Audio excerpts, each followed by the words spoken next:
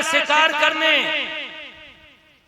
क्या हुआ, घोड़े पे सवारी कर ली और घोड़े पे सवार होकर के राजा जिस समय वन प्रांत की ओर भटकाए चला है, अरे भैया अरे होई घोड़ा पे सवार और करी थी जंगल की तैयारी।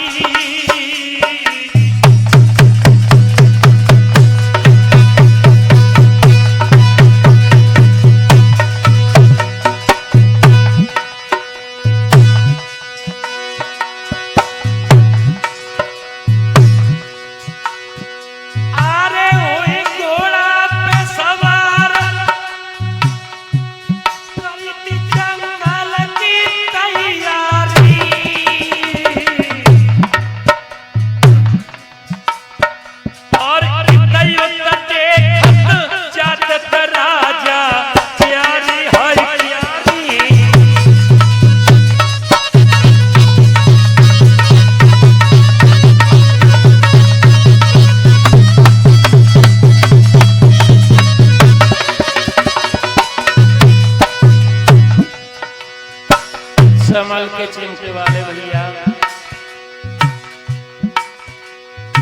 अरे भूपने अशुबड़ायो है,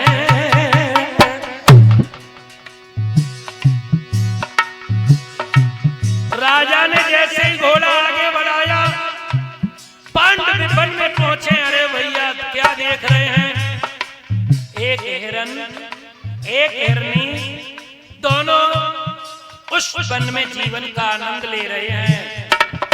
लेकिन महाराज पांडव को पता नहीं परीक्षा की वो हिरन हिरनी और कोई नहीं, किंदम ऋषि और उनकी पत्नी है जो तपस्या के वशीभूत होकर के हिरन हिरनी बन करके जीवन का आनंद ले रहे। हुआ क्या,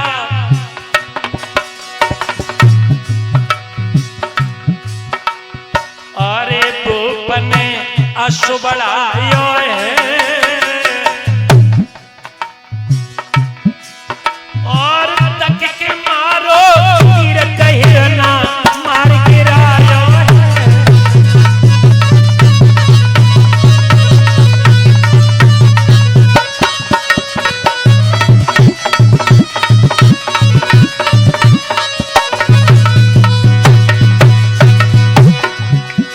अरे हरिहर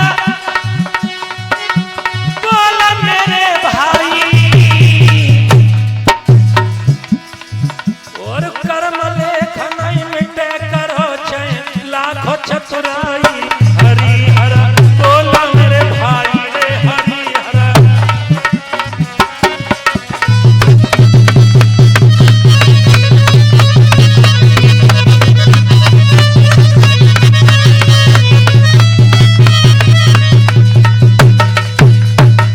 महाराज पांडव ने देखा एक जंगल का हिरन समझ करके धनुष पर बाण चढ़ाया और राजा ने अपनी जीभ के लालच में उस हिरन को मार दिया।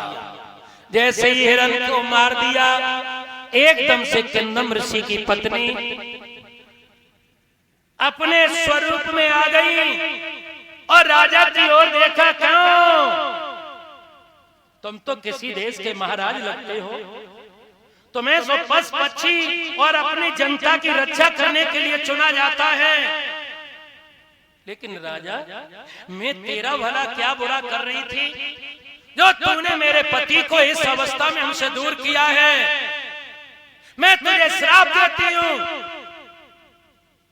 जिस अवस्था में हमारी और हमारे पतिदेव की दूरी बनाई है, जा आज से तुझे भी सेजों का आनंद नहीं मिलेगा और सेजों पे चढ़ते ही तू भी मर जाएगा।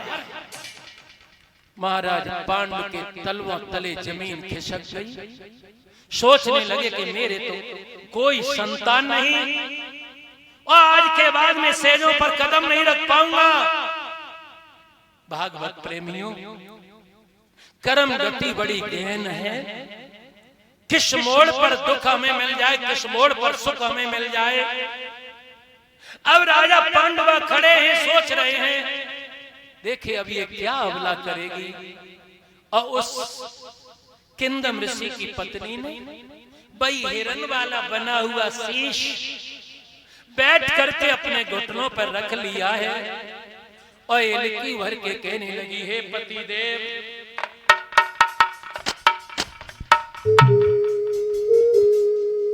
हे पतिदेव, मैंने तुमसे इतना मना किया कि हिरन हिरनी बन करके जीवन का आनंद ना लो, मगर तुम नहीं माने। अब क्या होगा, मैं तुम्हारे बिना जीवन कैसे निकालूंगी? आंखें खोलो महाराज, कुछ मुख बोलो श्रीमन।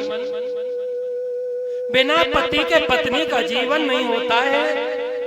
आंखें खोलो और हिलकी भर करके अपने पतिदेव के मुखारविंद की ओर निहार करके रनिया बोली है,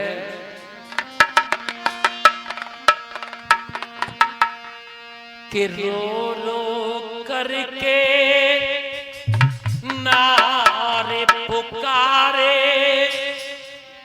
चारों ओर निहारे, सजन क्या हो गया है, पिया क्या हो गया है।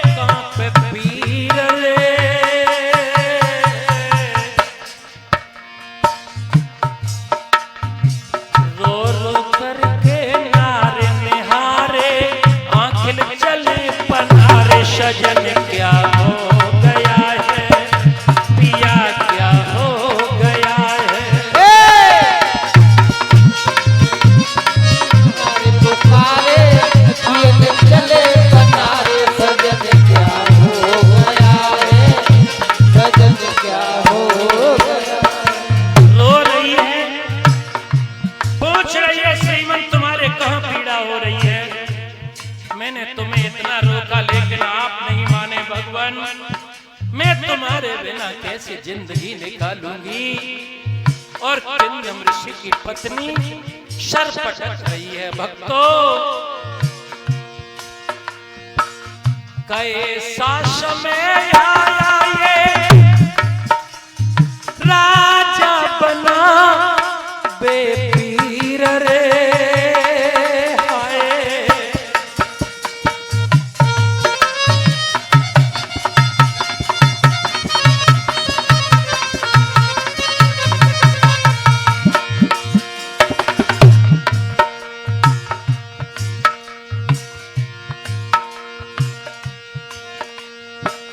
पति के बिना इस कैसे धरूं दिल धीर रे।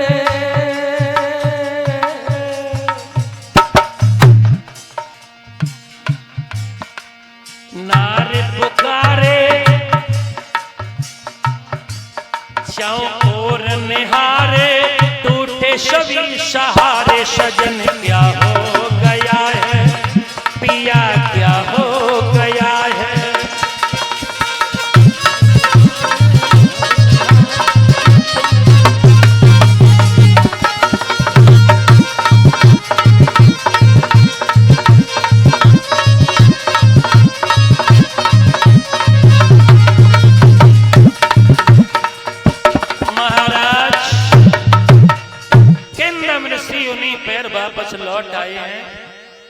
चेहरा की उदासी को देखा है। दोनों रानियां कुंती आरे नर काये पे करत गुमान, और कोई नहीं अमर भयो रे दुनिया में।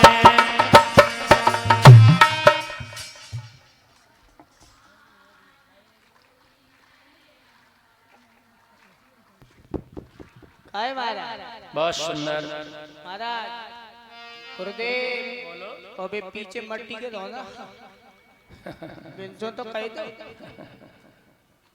अभी पहला दिन है, शर्म लगती है, और वो गा तो रहे हैं बेचारे, लेकिन दूरी पड़ती है इसलिए आवाज नहीं आ रही है। बात जी है क्या है? मोदी ने हर चीज छिनाए के नाम में कर दी, तो बे तो बेचारे बेसी ब्लैक लिस्ट में डरे। काये पे करत गुमान, और कोई नहीं अमर भयो रे दुनिया में। अरे नर काये पे करत गुमान, कोई नहीं अमर भयो दुनिया में। अरे नर काये पे करत गुमान, कोई नहीं अमर भयो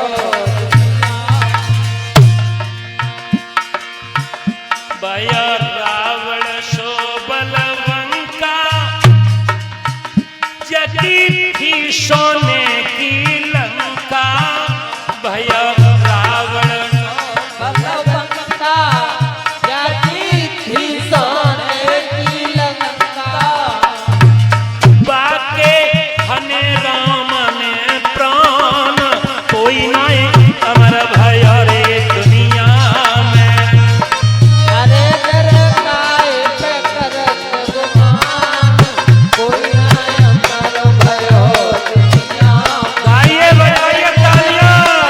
पे करत गुमान, कोई नहीं अमर भयो दुनिया में।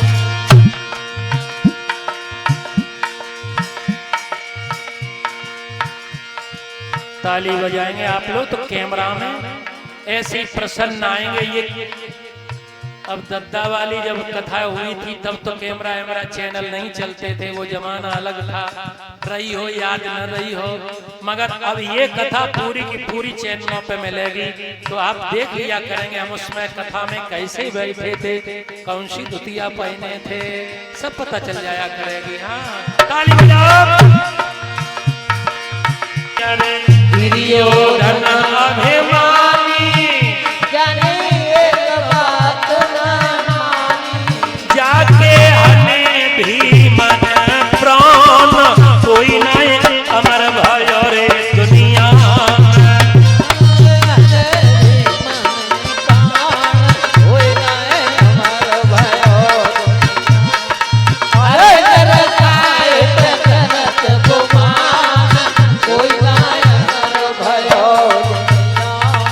बोलिए आनंद कंद भगवान की। फूलों की तरह से खिला नजर आता था, मगर आज क्या हो गया? राजन आप इतने उदास क्यों हैं? क्या हो गया? और हाथ जोड़ करके बोली, श्रीमन मेरी एक बात सुनो। राजा कुछ बोल नहीं पाए। पांडु क्यों? पांडु के हृदय में बड़ी पीड़ा थी। पांडु सोच रहे थे अब मेरे कोई संतान नहीं होगी, क्या करें, हस्तिनापुर का राजकाज कैसे चलेगा? तो हिलकी भर के दोनों रानी अपने प्रीतम से बोली है कि किसी कारण से ओ प्रियतम प्यार और तन की बदल रूहानी है।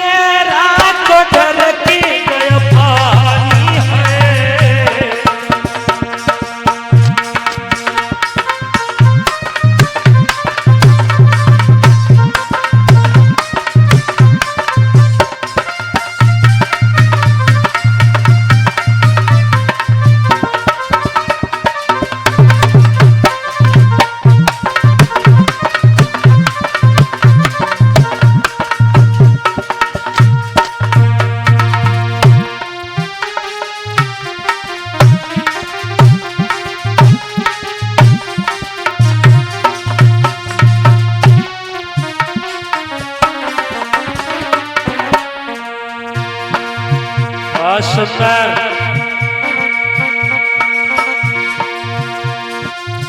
क्या भूखे संत गया तर से, या दुख में कोई संगीन हुआ, या कोई भूल बनी हमसे,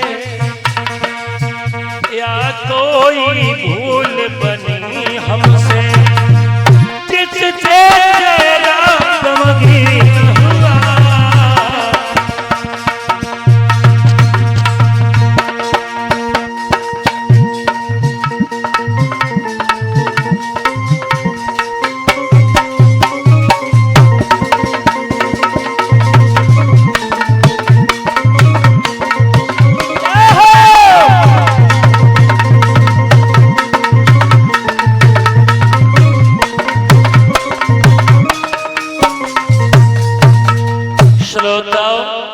दोनों रानियों ने अपने श्रीमन के चरण कमल पकड़ लिए।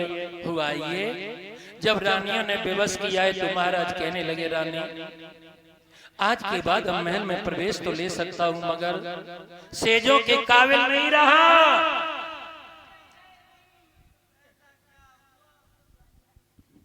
क्यों रानी ऐसा का है? मैं यहाँ से बन गया था, वन में जाकर के मैंने देखा कि हिरन हिरनी जीवन का आनंद ले रहे थे। तो मैंने कहा मैंने वो जंगल के हिरन हिरनी समझे। रानी मैंने तीर चला दिया, हिरन की छाती में लगा तो हिरन दुनिया को छोड़ के चला गया। जी वो दुनिया छोड़ेगा तो तुम्हारी तो स्टेज छूटेगी। हाँ अब बताओ हम क्या करें? रानी तुमने ठीक कहा है कि मेरे बाद हस्तिनापुर का राज कौन सा? कोई तो कह रहे हैं तुम्हारे घर में कोई संतान है, उन्हें है भाई बात है, पहले तो मैंने बता जो फूल वूल लगे बताइए, अब इन्हें को रखा है?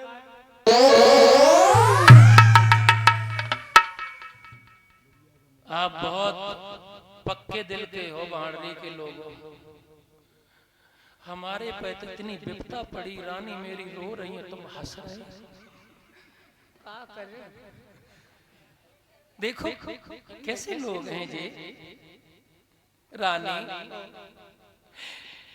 तुम्हें शायद मंत्र जो तुमने सिद्ध किए थे बचपन में, उनसे तुम पुत्रवती हो जाओगी रानी, और कोई हमारे पास में चारा नहीं है। ऐसे मंत्र काम करें तो दुनिया में कोई बांझ न रहा है। अच्छा हाँ महाराज। रानी कहना तो तुम्हारा ठीक है, मगर तुमने भी घोर तपस्या की, उन मंत्रों का प्रयोग कर लो, हो सकता है मेरा वंश आगे चल जाए। महाराज बोलो। मैं तुम्हारे बिना कुछ न कर सकती। करना होगा, मेरा ही आदेश है। नहीं, मैं लेन पे गिर के मर तो सकती हूँ। रानी मेरे आदेशानुसार तुम प्रयोग करो। और कुंती ने भक्तों जब उन मंत्रों को, सिद्ध मंत्रों का आह्वान किया है, तो सबसे पहले धर्मराज, और धर्मराज के माध्यम से युधिष्ठिर, पवन देव के माध्यम से भीम, और अर्जुन किसके माध्यम से हुए पंडित जी बताए? इंद्र के। कथा सुनो करो ध्यान से।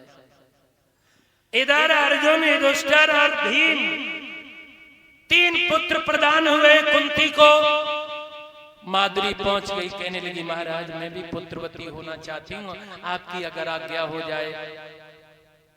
एकदम से महाराज पांडु ने कहा हमारा तो कोई बस नहीं है रानी, तुम चाहती हो तो तुम्हारी मनोकामना पूरी हो। उन्होंने अश्वनी कुमारों का आह्वान किया और नकुल और सहदेव दो बालक उनको भी प्राप्त हुए। 5 पुत्र हो गए, 3 कुंती के, 2 माधुरी के।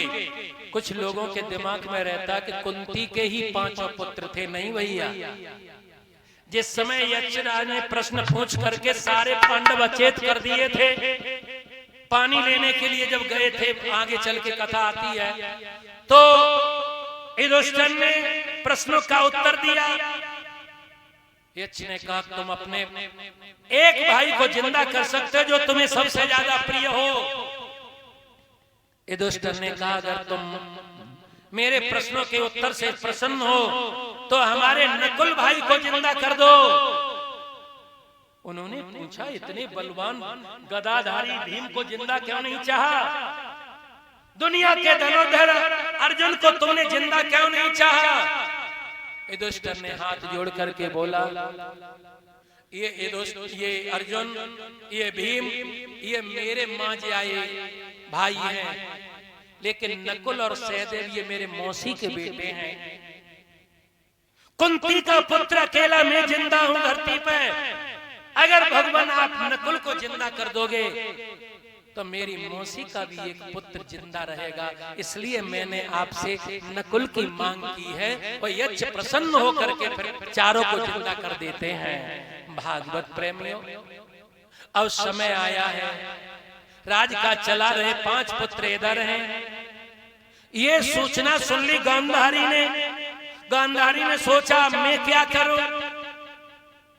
5 पुत्र पैदा हो गए उधर महल में। एक दिन भटकते भटकते व्यास जी का आगमन हुआ और गांधारी ने व्यास जी को आसन पर बिठाया, जलपान कराया, भोजन कराया। व्यास भगवान प्रसन्न हो गए, कहने लगे बेटी मांग ले, क्या चाहती है? सो हाथ जोड़ के गांधारी बोली भगवान मैं जो चाहूंगी आप दे दोगे? हाँ, तिरवाचा भरवा लिया। जब व्यास जी देने के लिए तैयार हुए तो गांधारी ने परीक्षित जी एक ही वचन मांगा कि अगर मैंने तुम्हारी तन मन धन से सेवा की हो, अरे मुनवर, तो तुम्हारी तपस्या के आशीर्वाद से मुझे 1 से 1 संतान प्राप्त हो जाए। एकदम से कह दिया तथास्तु, जा ऐसा ही होगा। संतों की वाणी बताती है कि गर्भ धारण हुआ, वक्त गुजरा, 9 महीने हुए, कोई नहीं, 10 महीने हुए, कोई नहीं, 1 साल हो गई। 1 साल का भी कुछ संतों के वचन हैं, कुछ संत उसको शायद बढ़ा करके 12 वर्ष तक कर देते हैं। ऐसी संतों की वाणी, अरे भैया हुआ क्या?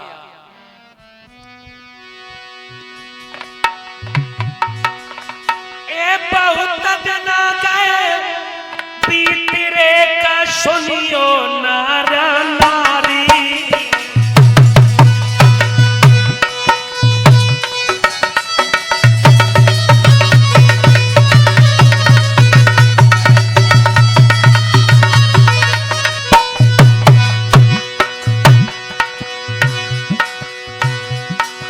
बहुत दिन गए बीत रे का सुनियो नर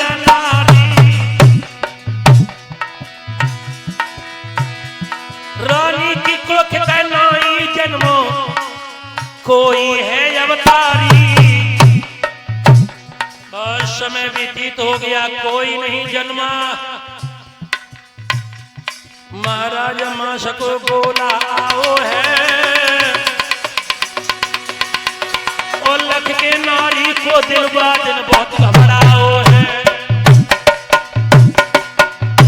1 से 1 संतान तो नहीं हुई, मास का गोला हुआ। रानी ने सोचा ये क्या हुआ? मुझे लगता है कि दुर्वासा ऋषि का वरदान झूठा जा रहा है, लेकिन समाज जानेगा। लेकर के चली है, लोक लाज की कर पानी में फेंकने के लिए चली।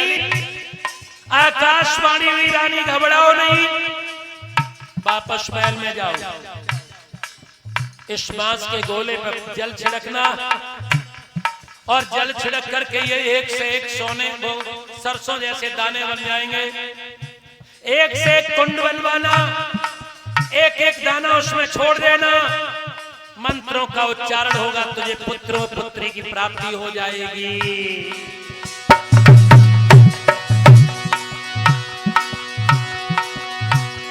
महाराज नर जब घर को लौटिए, वो जाने कर भैया बड़ी बनौती है।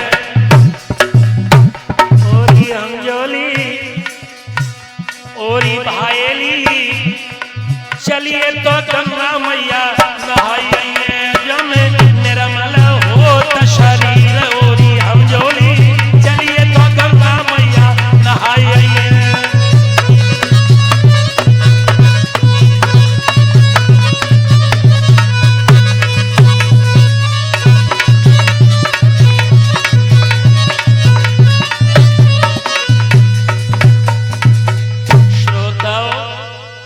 रानी ने आकर के ऐसा ही किया तो सबसे पहले मंत्रों का उच्चारण हुआ। प्रथम कुंड से निकले हैं दुर्योधन, दुशासन, विकर्ण, ऐसे करके 100 कुंडन से 100 बेटा हुए। और जो एक से एकवां कुंड था उससे एक लड़की निकली है जिसका नाम है दुश्शला, जो बाद में जयद्रथ को विवाही जाएगी। 5 संतानें उधर, एक से एक संतान इधर। दोनों रानियां बड़ी प्रसन्न हैं। एक दिन की हम तुम्हें बात बताएं। एक दिन राजा पांडु कचहरी को बर्खास्त करके दोपहरी में अपने महल में गए हैं। होनहार बलवान, कर्मगत बहुत आगे चलती है। इनकी जो दूसरी रानी है माधुरी, इन्होंने स्नान किया। दोपहरी का समय निकल गया। श्रोताओं, 24 घंटे के 8 पहर होते हैं, 8 पहर, और प्रत्येक पहर 3-3 घंटे का होता है। 6 से 9 और 9 से 12 बज गए, दोपहरी हो गई 2। फिर इधर सायकाल के भी 2 चरण होते हैं, यानी 12 से 3 और 3 से फिर 6। फिर रात्रि के पहर लगते 6 से 9 और 9 से 12। फिर 12 से फिर देव योग लग जाता है। वो क्या भोर को बोलते हैं, ब्रह्म मुहूर्त, प्रातः काल। कै बजे जागे थे स्वामी जी?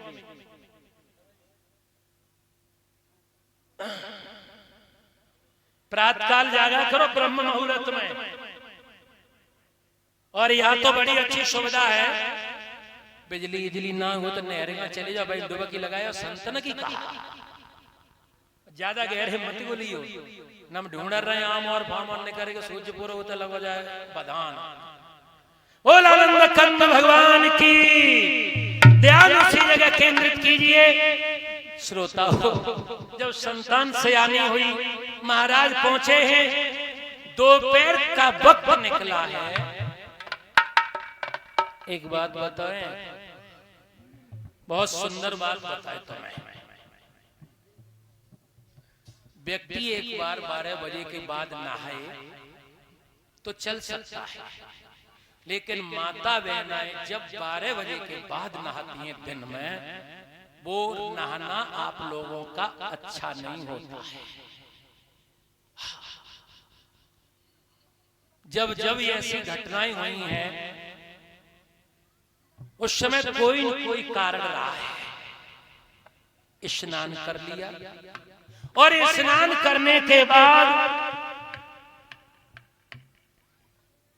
श्रृंगार करते समय, केश सुखाते समय नारियों को, महिलाओं को पर्दे में रहना चाहिए। वन प्रांत में सीता श्रृंगार कर रही थी, जयंत ने आकर के आक्रमण कर दिया। खुले केश, खुली नाभि, यहां पर काम का वास होता है। दुर्मिलक ने भी जब देखा है पवन रेखा को, खुले केश, नाभि चक्र ओपन, हमला कर दिया। जब जब जिसने इस स्थानों को देखा है, ये श्रोताओं बहुत ही, कितनी भी कुरूप लड़की, कितनी भी महिला क्यों न हो, जब श्रृंगारों से जब निखारी जाती है तो सुंदरता में निखार आ जाता है। और खुले केस जब जब रहे तब तब महाभारत हुआ। ये पुराण कहता है, मैं कुछ नहीं कहता हूं। लेकिन आजकल गेस्ट हाउस में देखो, जाड़े में कप रही है तो ऐसे कपड़ा और खुले केस, कभी ठंडी ना।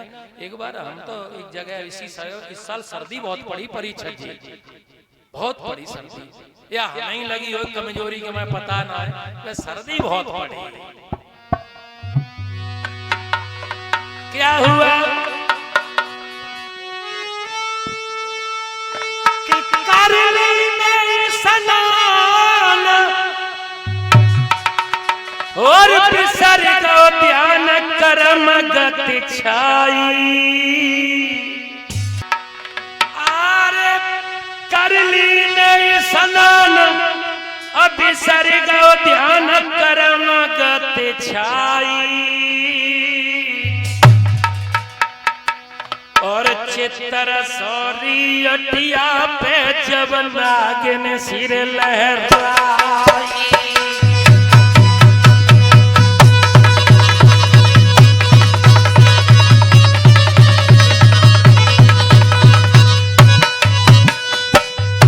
कैमरा में कैद करो।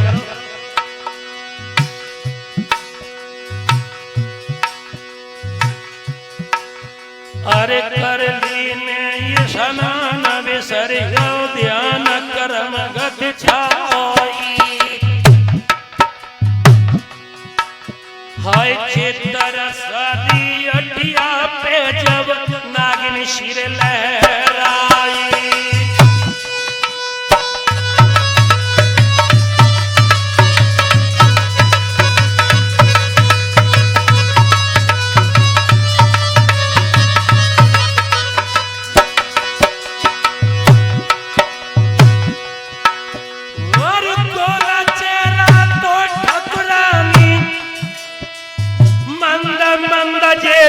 मुस्का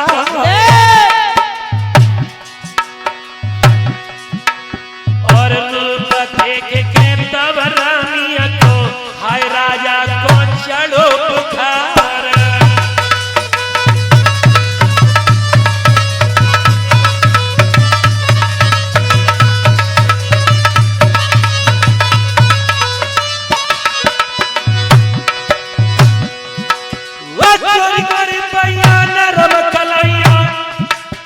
सुंदर जा ठुमकीली चाले और मंद मंद मुस्कान लगी है राजा मन में करत विचार।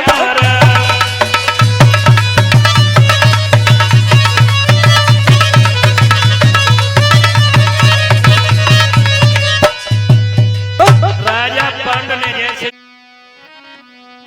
सोई पकड़ कलाई नारी अपने की महल में गवलवाई है। पकड़ कलाई गोरी अपने की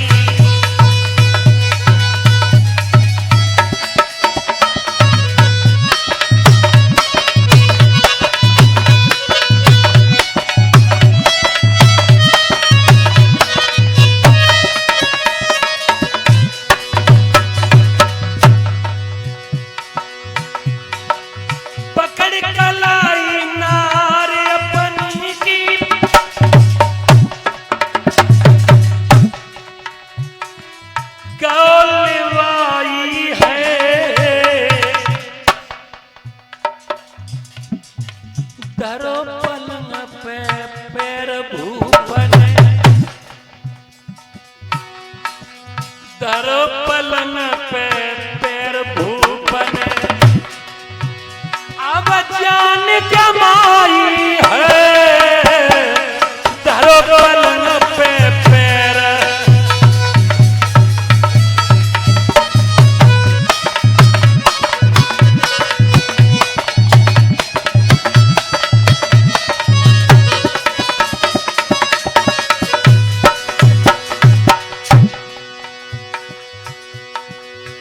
महाराज भूपन तीन प्राण गवाए,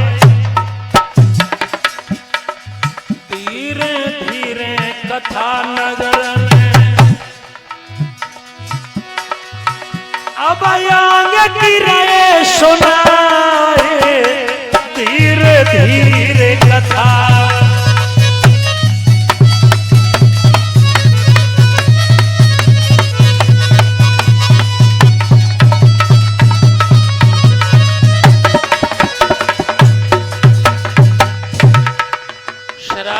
वशीभूत होकर के राजा पांडु दुनिया को छोड़ करके चले गए। दोनों रानी कुंती माधुरी रोने लगी। कुंती कहने लगी मैं पिया के संग सती हो जाऊंगी, मैं बड़ी हूं। माधुरी कहने लगी मेरे कारण मेरे पिया गए हैं, मुझे सती हो जाने दो। अंत में फैसला हुआ, नकुल और सहदेव की बाजू हाथ कुंती के हाथ में दिया है माधुरी ने और कहा महारानी आज से तुम 3 पुत्रों की मां नहीं 5 पुत्रों की मां संसार में कहलाओगी और मैं पति के साथ सती हो जा रही हूं।